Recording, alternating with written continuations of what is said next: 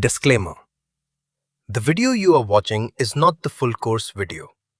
This is only a demonstration from our AWS training program. The purpose of this demo is to help you understand how our trainer teaches and to check whether the explanation style is clear and easy for you to follow. If you find the teaching helpful, you can continue learning with our complete course. Hello and welcome back. In this video, we are going to talk about cloud services. We will discuss about main three services in the cloud, and these services are infrastructure as a service, PaaS, platform as a service, and SaaS, software as a service. Although there are many services we have in the cloud, but these are like main three services, so we are discussing about this. Now, we will compare these services with our on-premises infrastructure, right? Because if you understand on-premises infrastructure carefully, then it will be very easy for you to understand differences between these three services. So now we are going to start with first on-premises infrastructure. Now, when we have our on-premises infrastructure, we are responsible to manage everything. For example, if we have our application hosted on our on-premises infrastructure, we are responsible to manage networking. Now, in networking, we are responsible to manage our networking equipment like switch, routers, firewalls, internet. So we are managing all this. As you know that when we have our application, we have lots of data. Now we need to store this data. So we are responsible for storage, and we have to use different kind of storage. For example, we have to manage network access storage, network attached storage, or maybe in some case we have SAN, storage area network. We have to purchase this and we have to maintain this. Same way, we have to purchase servers. So we have to purchase or we have to maintain different or various kind of servers. For example, HP or Dell server we have, so we have to manage this.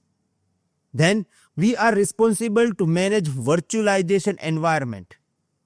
Now, what is virtualization environment? I will tell you. Okay. Right now, we can say that there are many kind of virtualization environment, mainly VMware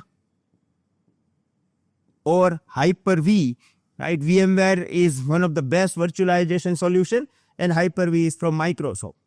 So we are responsible to manage this, right? Don't worry about this particular option. If you don't know about virtualization, no need to worry. In upcoming videos, you are going to get idea about this as well. But yes, if we have our on-premises infrastructure, we are responsible to manage this virtualization environment. Then we are responsible to install and manage operating system, right? For example, Windows server or Linux server, we are installing this on our server or on our virtualized environment. We are maintaining security. We are responsible to update this operating system. So we are managing this. Same way, to run your any applications, right? For example, I have Java-based application. So I have to install runtime and middleware. For example, if I have Java-based application, I have to install and manage Java runtime environment. Suppose my application is .NET, so I have to install .NET framework, and I am responsible to manage this. And of course, at the end, the data that you are getting, you are responsible to encrypt this data. You are responsible to take a backup of this data. So you are managing your data and application. In short, when you are going to use on-premises infrastructure, you are managing all this environment and you are responsible to maintain this as well. In compared to this, when we are going to talk about first cloud services, we have infrastructure as a service. Here, we have 50% responsibility between our on-premises infrastructure, means us, and cloud service provider. So for example, if I am going to use infrastructure as a service from cloud, we have one service, we call it like EC2.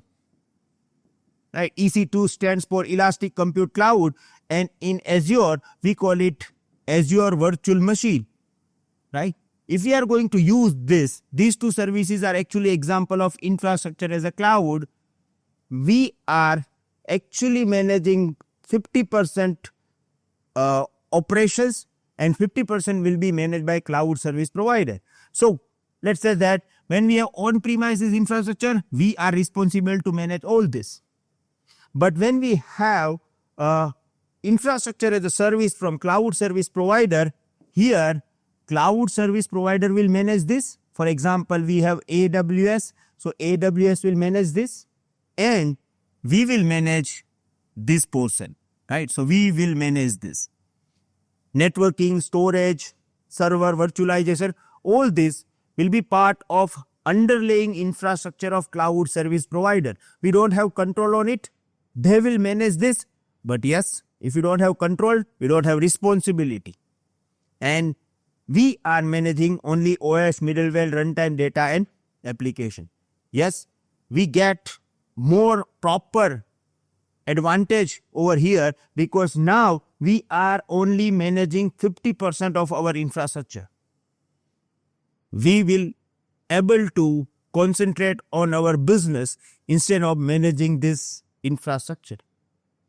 Now, suppose if I want to go one level up, we have platform as a service.